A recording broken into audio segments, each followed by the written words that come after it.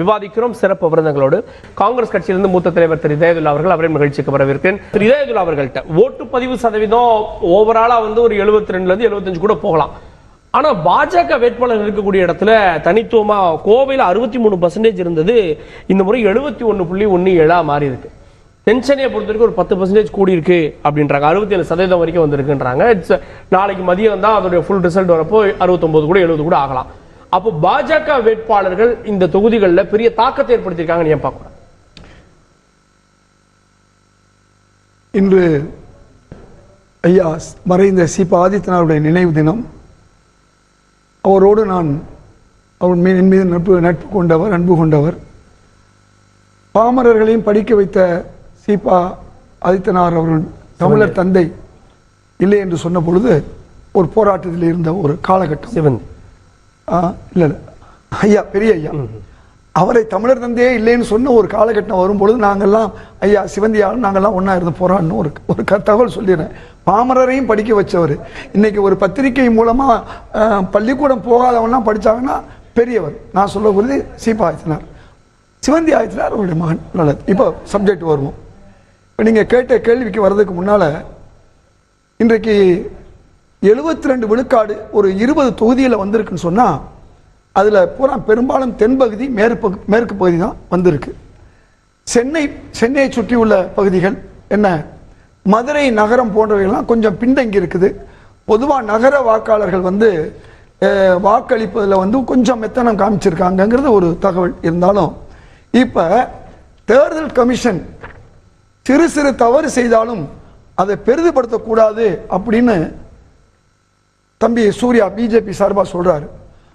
ஆனால் தேர்தல் கமிஷனை மிக மோசமாக இன்னைக்கு விமர்சித்தது யாருன்னு சொன்னால் மத்திய சென்னை பாஜகவிலிருந்து கோயம்புத்தூர் பாஜக வேட்பாளர்கள் தான்.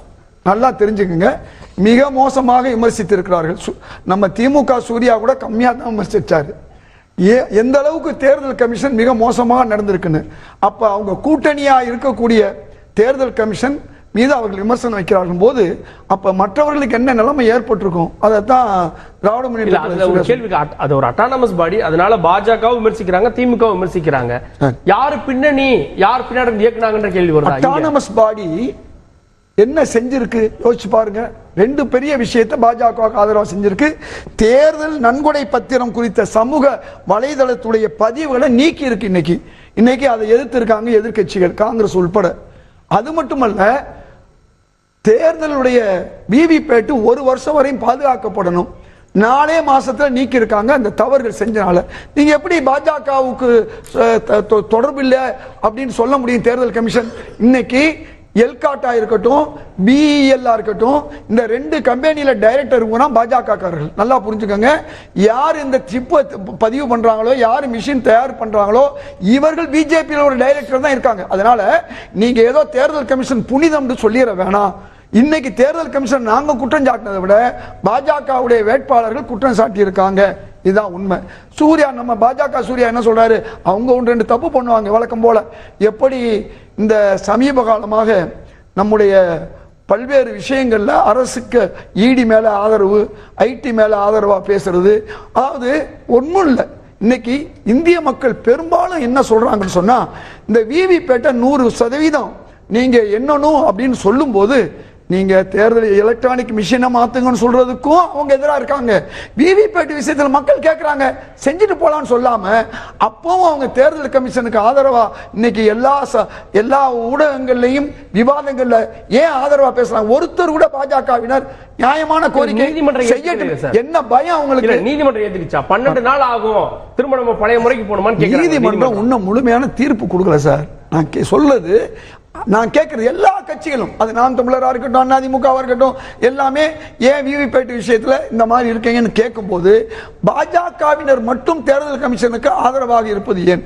அப்ப நீங்க சொன்னீங்க பாருங்க, தேர்தல் கமிஷன் என்பது இந்த நிலையில தான் இன்னைக்கு இருக்கு. இது ஒரு முறை இருக்கட்டும். இன்னைக்கு இந்தியா முழுக்க 102 இடங்கள்ல தேர்தல். இன்னைக்கு பிற மாநிலங்களை விட தமிழ்நாட்டில் ஓரளவுக்கு நியாயமான அதிகமான பர்சன்டேஜ் வந்திருக்கு. நம்ம குறைச்சி மதிப்பிட முடியாது.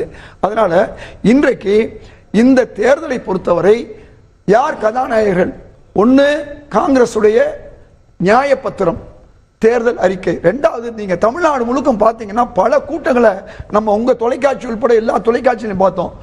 திரு ராகுல் காந்தியும் முதல்வர் ஸ்டாலின் அவர்களும் கலந்து கொண்ட கூட்டம் மிக பெரிய கூட்டம். அது அல்லாம எங்கெல்லாம் முதல்வர் ஸ்டாலின் அவர்கள் கலந்து கொள்வார்களோ அந்த கூட்டம் தான் பெரும் கூட்டத்தை நம்ம பார்த்தோம். ரெண்டாவது, நீங்க பார்த்தீங்கன்னா உங்களுக்கு இது போகும்போது ஊர்களையும் நகரங்களையும் போகும்போது திமுகவுடைய அமைச்சர் உதயாநிதி அவர் போகும்போது எங்க தலைவர் ப. சிதம்பரம் செல்வ பிறந்த போது ஒரு கூட்டத்தை நான் அதிகமாக பார்த்தேன். எதுக்கு சொல்ல வரேன், எங்க கட்சின்னு மட்டும் சொல்லல, ஓவராலா நீங்க பார்க்கும் பொழுது இந்த நிலைமை அதே மாதிரி திருமாவளவன் அவர் எங்கெல்லாம் போனாரோ அந்த கூட்டத்தை பார்க்க முடியும். பிரதமர் வந்ததுக்கும் கூட்டம் வந்தது. இந்த கூட்டம் வந்து இந்தியா கூட்டணிக்கு அச்சத்தை ஏற்படுத்தி இருக்குன்னு நெல்லையில பிரதமர் பேசினார். அங்கேயும் கூட்டம் இருக்கு. அவருக்கு சிபாரிசு அவரே பேசுறாரு. பிரதமர் தனக்கு ஆதரவா பேசுறது போய் நம்ம பேச முடியுமா? நான் கேட்கிறேன். இப்ப நான் எனக்கு ஆதரவா நான் போன இடத்துல கூட்டம் சொன்னா பரவாயில்ல. இப்ப நான் திருவள்ளூர்லும் வட சென்னையிலையும் நான் தேர்தல் மேலிட பார்வையாளர் இருந்தேன். அங்கெல்லாம் நான் பார்த்த கண்கூடா பார்த்ததை நான் பார்க்கிறேன். மக்களுடைய எழுச்சியை பார்த்தேன். எதுக்கு சொல்ல வரேன்னு சொன்னா, நீங்க மக்களுக்கு எல்லாம் தெரியும் எது வெற்றி பெற போற கட்சின்னு. எல்லா ஊடகங்களிலும் என்ன சொல்லப்பட்டது, 40க்கும் 40 தமிழ் பூமியில தமிழ்நாட்டில் 39 இடங்களிலும் மீண்டும் திமுக காங்கிரஸ் கூட்டணி வருகிறது என்று, இந்தியா கூட்டணி வருகிறதுன்னா எல்லா சொல்றாங்க. நீங்களே கேட்கும் போது ஒரு 2 தொகுதியை சொல்லி கேட்கறீங்க. அது கூட அமித்ஷா அவர்கள் சொல்றாருல ஒரு வார்த்தை, நாங்கள் தென்பகுதியிலும் வெற்றி கொள்வோம் சொல்றாரு பாருங்க. அப்ப ஏதோ வடபகுதியில இவிஎம் மிஷினுக்கு ஏதாவது பண்ண மாதிரி தென்பகுதியில 2-3 தொகுதி அவங்க பண்றாங்களா இல்லையாங்கிறது எனக்கு தெரியல. அது நீங்க தான் என்ன சொல்லணும் அல்லது சூர்யா தான் சொல்லணும். ஒரே ஒரு விஷயம் நான் சொல்லிக்கிறேன். அதாவது நீங்க இன்றைக்கு அவர்கள் சொல்றதுக்கும் இவங்க சொல்றதும் கண்ணால இந்த தமிழக மக்கள் பார்த்தார்கள்.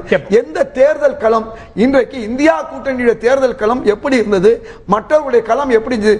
ஒரு நம்முடைய நீங்க சொன்னீங்க ரோடு ஷோ வந்து டி நகர்ல எப்படி இருந்துச்சு பார்த்தோம். அதே மாதிரி நட்டாவுடைய ரோடு ஷோ எப்படி நட்டுக்கிட்டு போச்சு நம்ம பார்த்தோம். எல்லாத்தையும் நம்ம பார்த்தோம். எல்லாத்துக்கும் பாரம்பரிய ஓட்டுகள் யாருக்கு அப்படின்ற கேள்வி வரப்போ அது காங்கிரஸ்க்கு இருந்தது. ஆனா இன்னைக்கு இருக்கான்ற கேள்வி இருக்குல்ல, இளைஞர்கள் ஓட்டு காங்கிரஸுக்கு தமிழ்நாட்டில் எங்க? நான் சொல்ல வேண்டியதில்லை. சகோதரர் பொங்கலூர் மணிகண்டனே தெளிவா சொல்லிட்டாரு. தமிழ்நாட்டில் பாராளுமன்ற எலெக்ஷன்னா காங்கிரஸுக்கு தான். அது மட்டும் இன்னைக்கு ராகுல் காந்திக்கு ரெட்டிப்பா இருக்கு. அதுதான் இன்னைக்கு உள்ள விஷயம். அது ஒரு பக்கம் இருக்கட்டும்.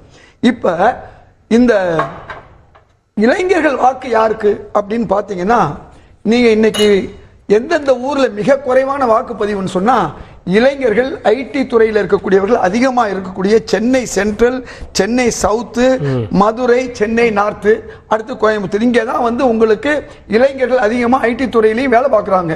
இவங்கெல்லாம் வாக்களிச்சிருந்தாங்கன்னா இங்கே தான் கூடுதலாக வாக்கியிருக்கணும். இளைஞர்கள் மட்டும் போன முறையை ஒப்பிடுறப்ப கொஞ்சம் பரவாயில்ல. அதனால தான் சொல்றேன், ஏற்கனவே உள்ள இளைஞர்கள் இந்தியா கூட்டணி, இந்தியா கூட்டணிக்கு வாக்களித்திருக்கிறார்கள். அதனுடைய அந்த இந்தியா கூட்டணியுடைய தேர்தல் அறிக்கைக்கு இளைஞர்கள் வாக்களிக்கிறார்கள். இளைஞர்கள் மட்டுமல்ல, கலைஞர்கள் பார்த்தீங்கன்னு சொன்னா இன்னைக்கு எல்லாரும் வெள்ளுடை போட்டாங்க.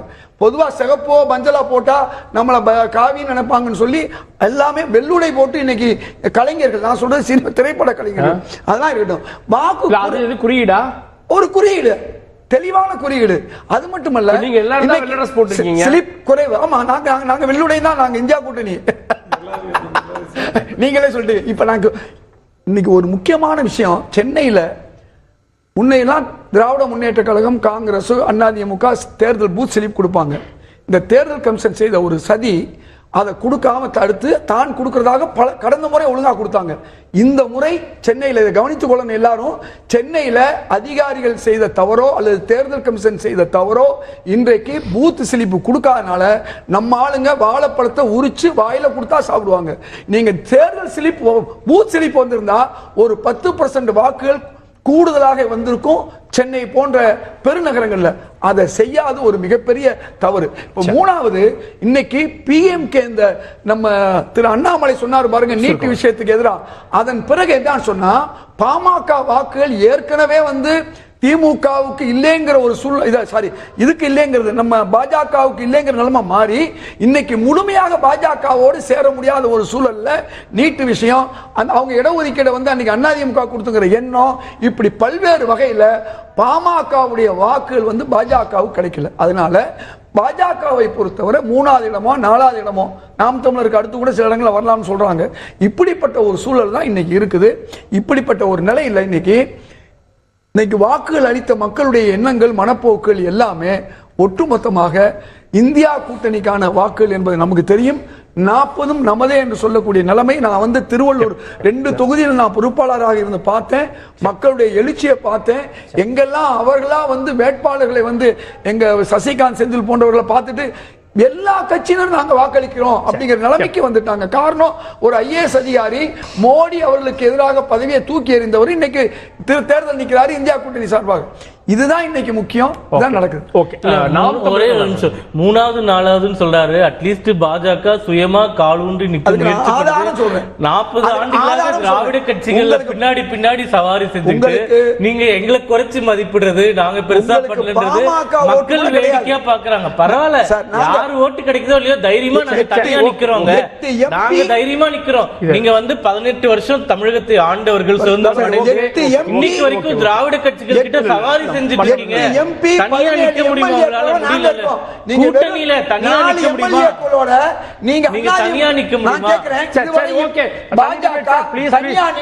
வேலாயுதத்தை தவிர ஏதாவது ஜெயிச்சிருக்கா இதுவரையும்? தனியா நின்று ஒரு தரம் ஜெயிக்கல. நாங்க தனியா நின்று ஜெயிச்சிருக்கோம். 89 நாங்க நின்று 26 இடத்துல ஜெயிச்சோம். தனியா நின்று ஜெயிச்சோம். அதனால பாஜக ஒரு முறையும் அதிமுக கூட்டணியோ திமுக கூட்டணி இல்லாமல் வரவே இல்லை. என்னை பொறுத்தவரை இந்தியா கூட்டணியுடைய கேம்பெயின் மிக சிறந்த கேம்பெயின். ஒரே ஒரு விஷயம் மட்டும் சொல்றேன். தம்பி உதயாநிதி அவர்கள் அமைச்சராக இருக்கிறாரு. அவர் இந்த எடப்பாடி அவர்களை வந்து கள்ளக்காட்டினது பள்ளக்காட்டினது மட்டுமல்ல, எந்த அளவுக்கு ஜெயலலிதா அவர்கள் போன்ற திட்டங்களுக்கெல்லாம் எதிராக எடப்பாடி இருந்தார். உதய மின் திட்டத்திலிருந்து அநியாய ஜிஎஸ்டி, அதையெல்லாம் அவர் தெளிவாக சொன்னது மட்டுமல்ல, இன்றைக்கு தமிழருடைய வேலை வாய்ப்பு விஷயத்துல எந்த அளவுக்கு வந்து அதிமுக தவறான சட்டம் போட்டது என்பதை அனைத்தையும் அவர் சொன்னார். முதல்வர் ஒரு புறம் பிஜேபிக்கு எதிராக RSS எதிராக ராகுல் காந்தி பேசுற மாதிரி முதல்வர் பேசினாரு.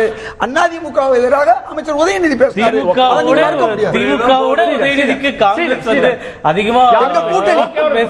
எங்க கூட்டணி தலைவர் அவரு. 45 நாட்கள் காத்திருக்க வேண்டும். தேர்தல்ல யாருக்கு வெற்றி அப்படின்றத பொறுத்திருந்து பார்க்கலாம். விவாதத்தில் பங்குண்ட சிறப்பு விருந்தினர்கள் அனைவருக்கும் நன்றி. பார்த்தவங்களுக்கும் நன்றி. தொடர்ந்து தந்தி தொலைக்காட்சியுடன்